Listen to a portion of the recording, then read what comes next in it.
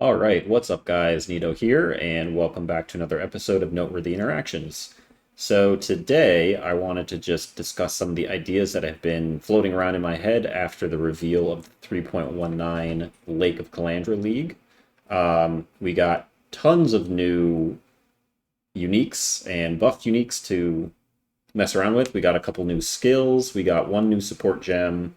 So, there's a lot to discuss here, and a lot of these ideas have been just things that I've been thinking about or things that people in my Discord have mentioned, which, by the way, is a great place to come hang out and discuss the game and talk about your ideas and do some theory crafting. So I'll leave a link to that in the description below. So come check that out. But, anyways, I've definitely been thinking a lot about the new skill Lightning Conduit, as you can see here. If you're not familiar, basically what it does is whenever you shock an enemy, you can cast Lightning Conduit, and then it's going to strike all of the shocked enemies in the area with a big lightning bolt. And basically, the damage is going to scale 10% more damage with hits per 5% shock effect on the enemy. So you want to try to get the biggest shock you can, and then you use Lightning Conduit, and it gets a whole bunch of bonus damage in addition to the damage that you already get from having a high shock effect. So shock scaling is really important for this skill, obviously. And I was thinking about ways that you can kind of really scale up your shock effects so that even on bosses with tons of HP, you can get off huge shocks on them. And a couple ideas came to mind. So basically, Voltaxic Rift. If we look here, it's got this mod that says hits with this weapon shock enemies as though dealing 300% more damage. So basically 4 times their damage, right? So 300% more is a 4x multiplier. Um, so obviously that's really good. And then you can combine that with Lightning Arrow. So you can shoot Lightning Arrow, and this also has shock enemies as though dealing up to, 290% more damage. So again, and those are both more multipliers that are going to multiply together.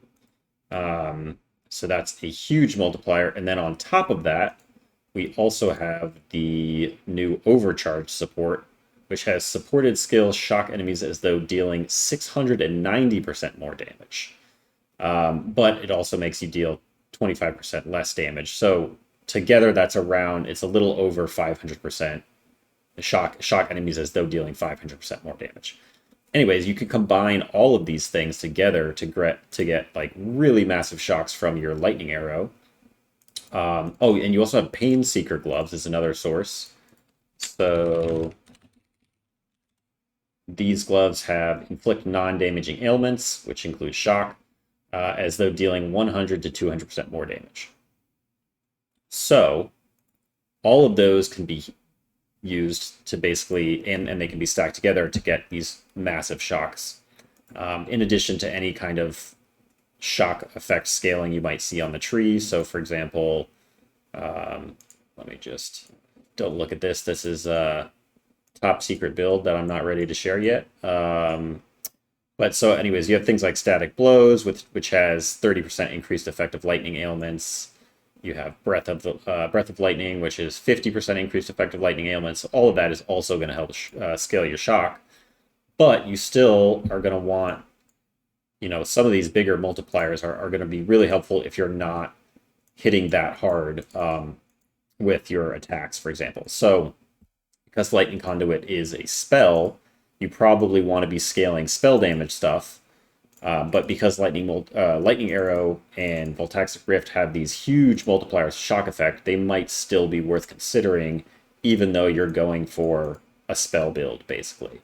And then because Voltaxic Rift also converts 60% of your lightning damage to chaos damage, you can also then take advantage of like Withering Touch support in addition to your Overcharge support on your Lightning Arrow in order to proc those huge shocks.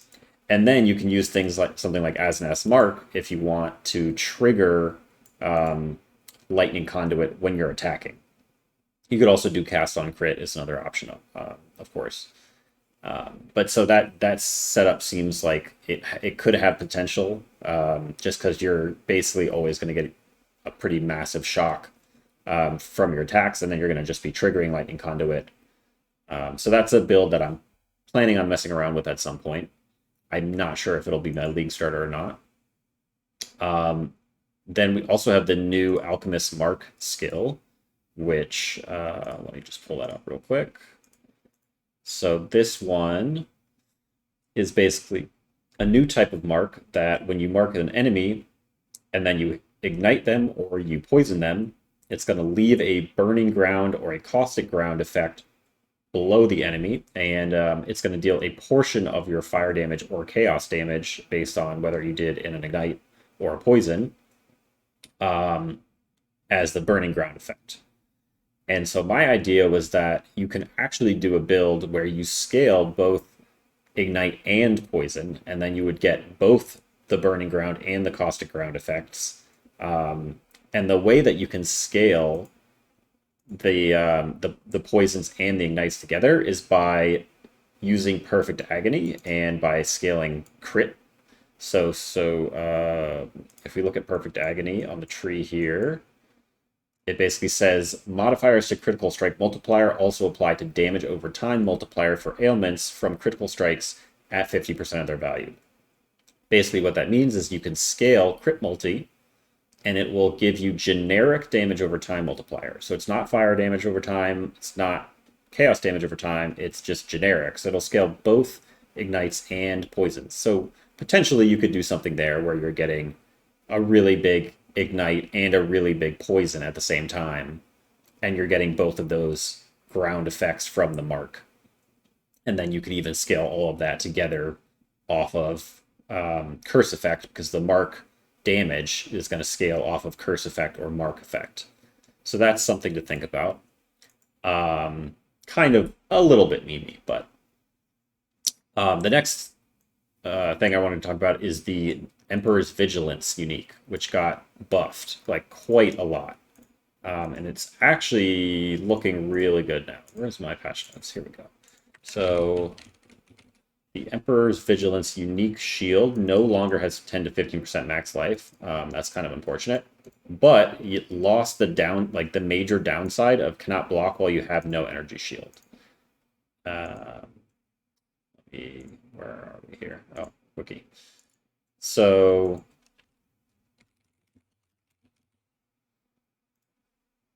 basically, it looks like this in the current game.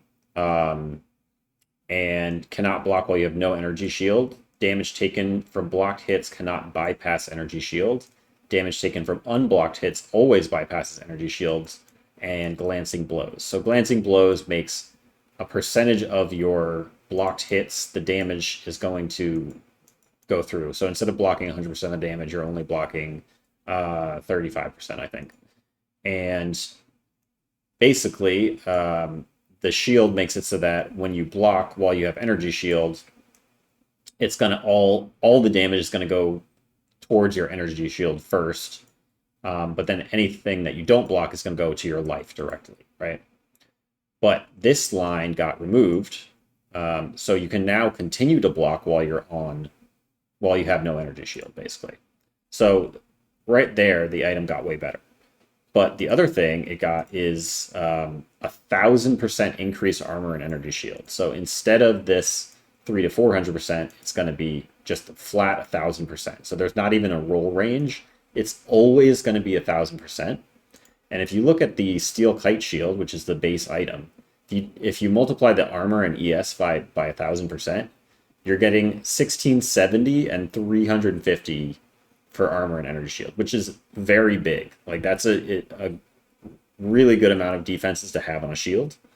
And in particular, it's really nice for spectral shield throw or shield crush or even shield charge, because all of those are going to scale off of stats on your shield.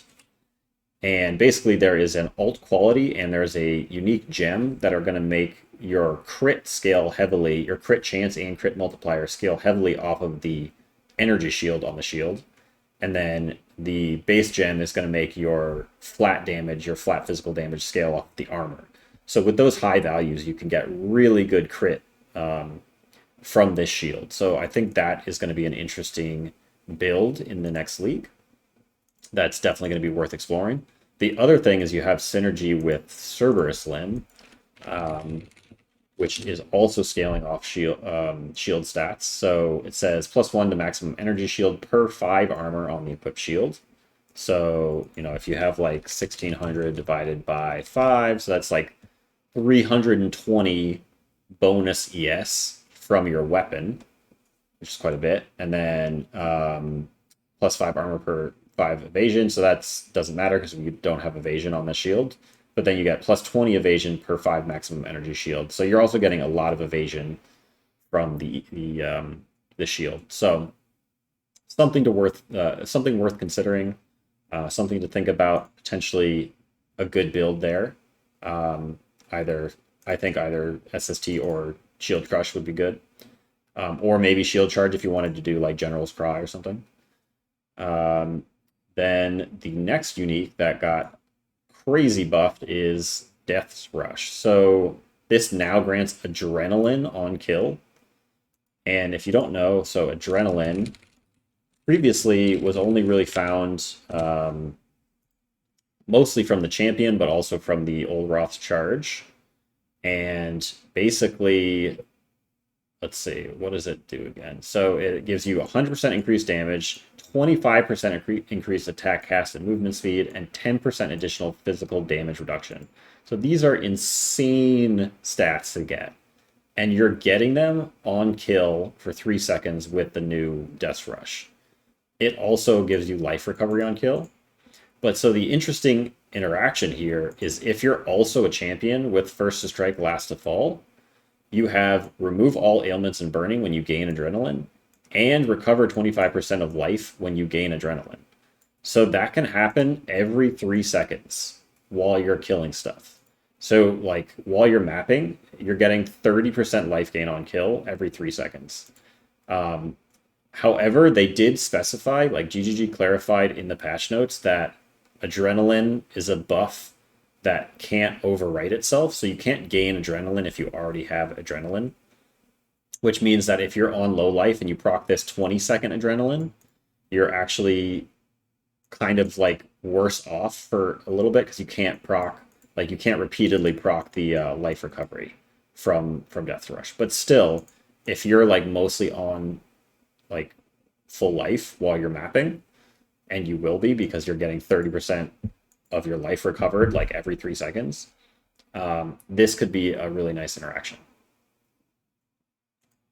And the next one that we have is Mark of the Red Covenant. So this was a previously like pretty underused unique.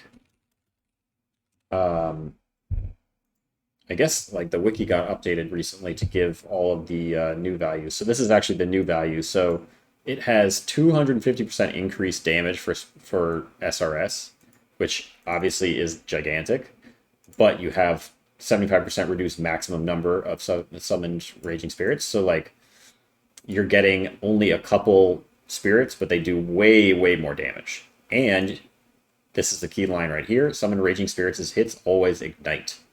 So what you can do is you can abuse minion instability and basically have exploding SRS. So they're going to explode for 33% of their life as fire damage. Those are hits that count as the minion's damage. So the hits are going to ignite because your SRS always ignites with that helmet. And so you're going to get these really big ignites, and then they're going to be scaled by the 250% increased damage. And then you also have like Tabukai is another SRS focused unique, and it also gives increased damage and increased life, but then it's also going to drain your Summon Raging Spirits life, take 20% of their life per second as chaos damage. So as you're summoning them, like by default over 5 seconds, assuming they don't have any, or assuming they have 0 chaos res, it'll take 5 seconds for them to die, and then they'll explode and they'll ignite everything, right? Although actually they only have to get to half life in order for them to explode, so it'll actually take way less than 5 seconds. So there's definitely a build here. I've been messing around in POB trying to figure out like how much you can actually scale it, and I think that especially as like an occultist, if you're scaling some curse effect stuff and maybe using the new Alchemist mark, I think there's definitely a build there. So I'm probably going to be messing with that. I may even league start it. We'll see. And definitely something to keep an eye out. So the other thing, the other unique that got a huge buff is Ephemeral Edge. And this is a sword that now gives... Oh, actually, this one didn't get updated yet. So this is the old version. So it used to just give like a bunch of increased maximum energy shield, but like not really do anything as a weapon. Now what's happening with it is no longer has increased physical damage or leech. It now adds 1 to 75 lightning damage, and it has attacks with this weapon have added maximum lightning damage equal to 20% of your energy shield. So basically you can scale your damage off of your energy shield, which is pretty awesome. And there's quite a few different things you can do with that. So like one thing you could do is you could use the new Ghost Writhe chest. So that's this guy right here. So 50% of max life converted to energy shield. So that's going to be a really big source of just like basically flat energy shield, which you can then scale even further. So that's an option. And you can combine it with Presence of Cheula, which has another 20% of max life converted to ES. So that's going to give you 70% of your life converted to ES. So that has some potential to just give you like huge ES values, although then you are vulnerable to chaos damage. So you do have to worry about that a little bit. And the other thing that's probably incredibly busted, and I think is a complete oversight by GGG, and I don't know if this is going to get nerfed or if they just like didn't realize this was a thing, but you can put Ephemeral Edge on your Animate Guardian, and then you can use the Fleshcrafter unique, which is a unique chest, and it says minions convert 2% of their maximum life to maximum energy shield per 1% chaos res they have. So potentially you can basically convert all of your Animate Guardian's life into energy shield and then scale that. And you can scale Animate Guardian's life to like hundreds of thousands. So yeah, basically you can have, 200,000 max life or like max energy shield, and then 20% of that is getting converted to flat lightning. So you're going to get 40,000 flat lightning on your Animate Guardian, and then just scale that with minion stats, which seems incredibly busted. And also you have, while minions have energy shield, their hits ignore monster LE res, so like also very good. Yeah, that seems like a complete oversight by GGG. I don't think that's an intended combination, that it's probably going to get nerfed, so I don't know if I would even recommend like... I mean, I guess if you want to, you can try it right away and see if you can get it in before they nerf it, but I have a feeling it's going to be nerfed. Yeah, next unique is going to be Ralakesh's Impatience.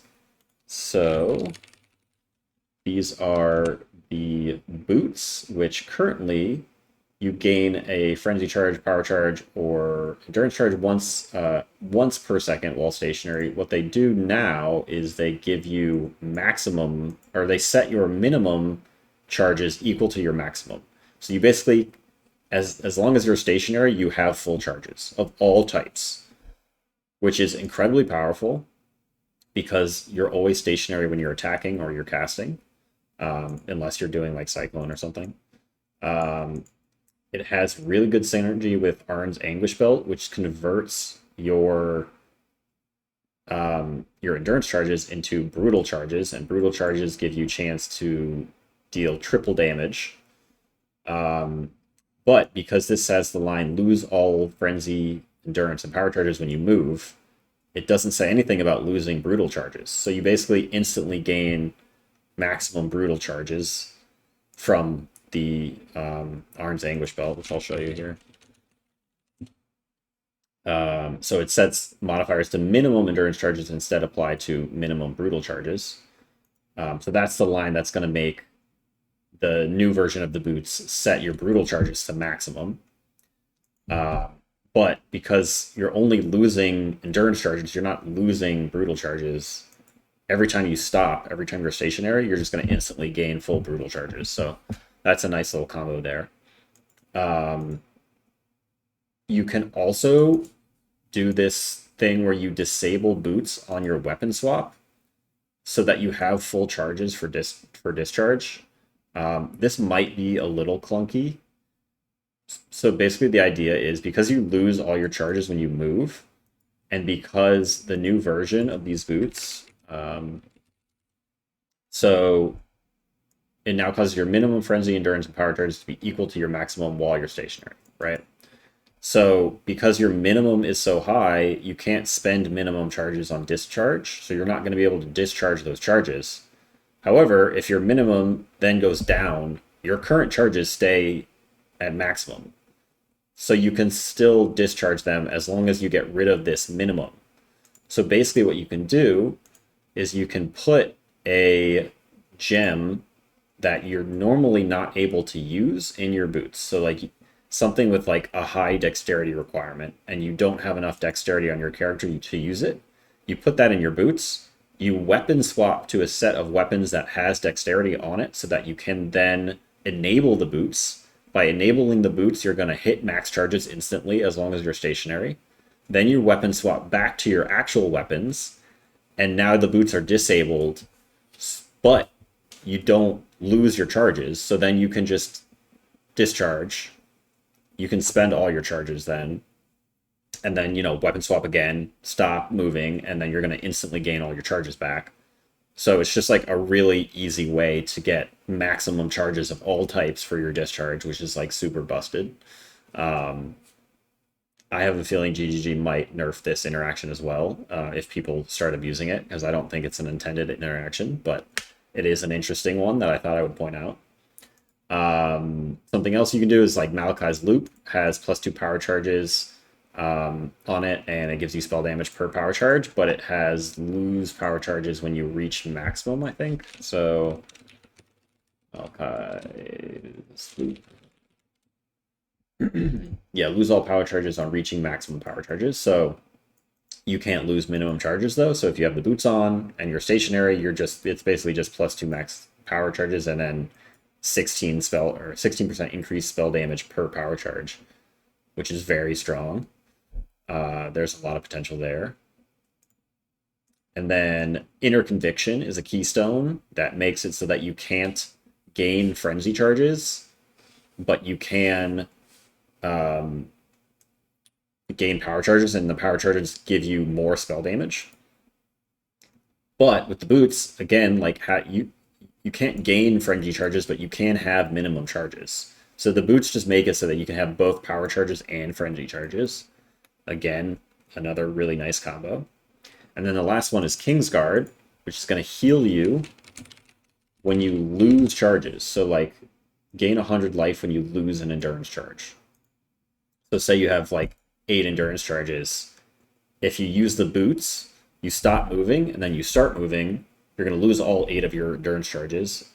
And then you're just going to gain 800 life. And every time you stop and start, you're going to gain 800 life. So you can just basically stutter step to repeatedly gain life. So that should be really, honestly, very strong as a healing mechanic, because you can kind of like, I mean, like most builds are stutter stepping anyways, like while you're doing a boss or whatever, you're dodging stuff and then you're attacking and then you're dodging and you're attacking. So it's like, you're kind of just like always doing that anyways. So that's a nice little interaction there. And then the last thing I was thinking about is the new league mechanic basically can negate effects on rings. So it'll flip positive effects to negative effects, or increases to reductions, or reductions to increases, vice versa. And I was just kind of looking into some of the different ring mods and like what you could actually do with that. And one of the things that came to mind is like you can have obviously flat minus mana cost stuff on rings. That's usually crafted or a veiled mod. But what you can do now is you can flip the minus mana cost into plus mana cost. And this used to be, there used to be a build with Cyclone where you would increase the cost of channeling Cyclone and you would spend mana really quickly, and that would trigger Scold's Bridle, which is going to hit you for an amount based on the cost. So it's this helmet here. Skills deal you 400% of mana spent on upfront skill mana costs as physical damage, right? So while you're cycloning, you're going to be spending mana and repeatedly hitting yourself, basically. And then that can be used to trigger like cast when damage taken, basically. And there used to be a build around that, and it got nerfed because they removed the, I think it was the Voidbringer Gloves. Used to have, this used to be like just a plus 40 to 80 to mana cost, but now it's lose 40 to 80 mana when you use a skill, so it doesn't work for triggering Scold's Bridle anymore. But you could potentially do that now if you get flat added mana cost on your rings. So that's sort of interesting. There's a Delve mod that reduces mana cost on rings, and you can now flip that to increased mana cost and then use Archmage, since Archmage basically scales your damage off of the mana cost of the skill. So that's has some potential there. Increased effective chill on you. So there's a craft. These are the ring mods. So you have, where is it? Actually, are these ring mods? Here it is. So, yeah, reduced effective chill on you. You can get up to 60% reduced effective chill on you. But if you flip it, it would be increased effective chill on you. And then you can use Winter Weave, which basically makes... actually, I don't think it's called Winter Weave anymore. I think they merged it with the old version. But anyways, the effective chill on you is reversed.